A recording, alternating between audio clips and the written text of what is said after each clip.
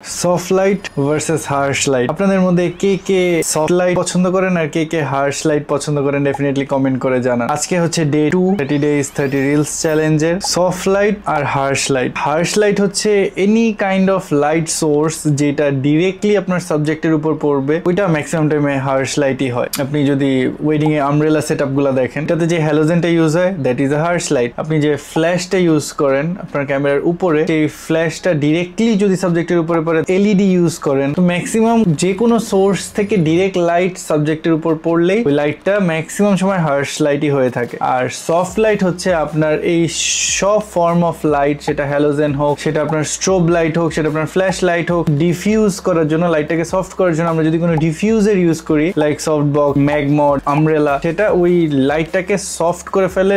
That's why ওইটা soft light হিসাবে আমরা চিনি। সফট লাইটটাই বেশি প্রেফারেবল। হার্শ লাইটটা আমাদের স্কিনটাকে একদম জ্বলায় ফেলে and that looks really bad. আমরা যেই লাইট ফর্ম ইউজ করব সেটা যদি ডিরেক্ট সানও ইউজ করি, ওইটার সামনেও যেমন একটা রিফ্লেক্টর, দেখবেন যে আপনি খুব সফট একটা লাইট পাইছেন and that gives a creamy texture to your skin.